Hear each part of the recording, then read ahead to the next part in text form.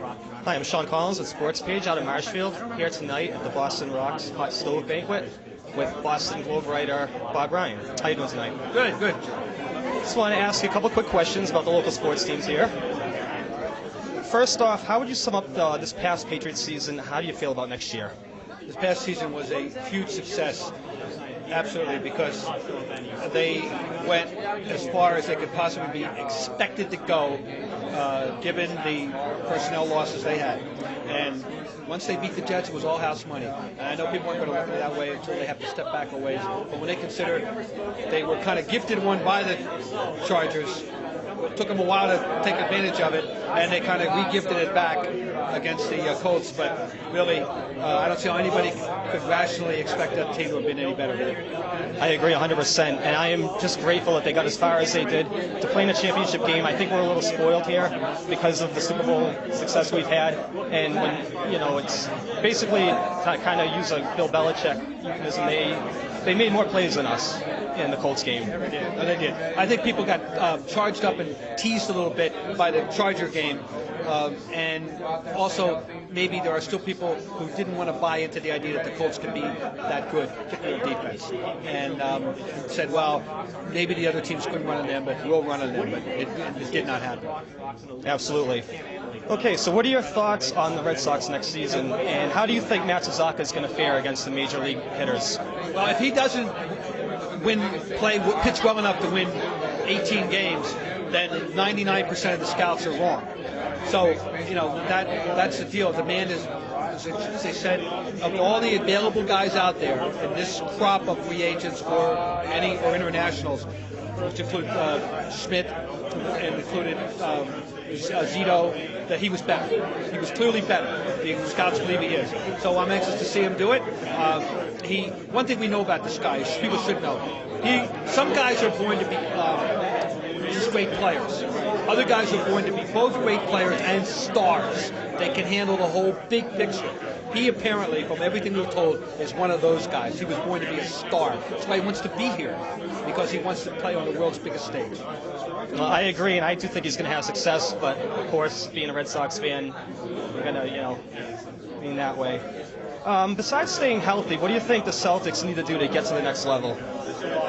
They do need to let these young kids ripen, if you will, and we're seeing that. I know people generally judge teams on wins and losses. You've got to get beyond that with this team and look at the development of Al Jefferson, the development of Joe Green, the development of Ryan Gomes, the development of Rajon Rondo.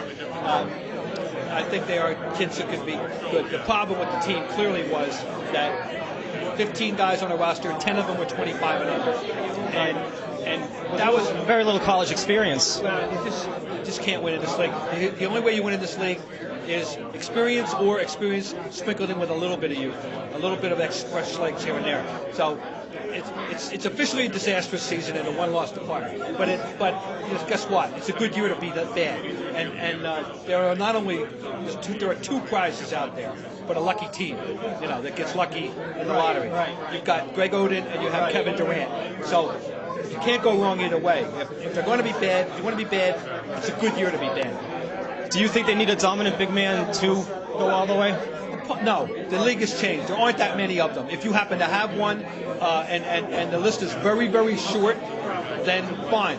But it's not longer a priority. The two best teams in the league are Phoenix and Dallas right now. Dallas has Eric Dampier, enough said. Phoenix has Stoudemire, who isn't a center. He's just a hybrid big man with extraordinary agility and skill, not a, quote, dominant big man. And one of those teams is going to win a championship. I agree. I think between Jefferson and Perkins, they can get it done underneath. Now, do we want Greg Oden? Yes, you want Greg Oden. You build around a guy like that. But as I say, they're a very short supply. You can't stay around hoping you're going to find one, but if one falls in your lap, great. And lastly, do you think the Bruins are going to make the playoffs? No, I think that unless they really pick it up, the numbers are against them. It's just, they're going to finish. They could easily finish by winning more games than they lose and not make the playoffs, which is going to be a disappointment for sure.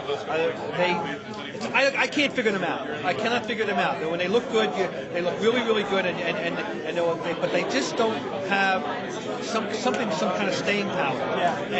And then their collapses are monumental. So I just say, based on the fact that they haven't had any consistency all year, I don't see them doing it. Well, plus they're the only division in the East that doesn't have a losing team in the division. So, I mean, they could finish with over 500 and not make the playoffs. Right. Everything is contextual. And just as the Celtics, despite how bad they are, could actually, if they ever started playing 500 ball the rest of the way, put themselves in the playoff picture. The Bruins are not so fortunate. They have to play a lot better than that. That's just the luck of that draw. Well, the Celtics have only been a few games out of first place to a losing team. They're only 8 games out. They won 2 games in a month. Right. Well, Bob, I want to thank you for your time. Nice to meet you. Thank you.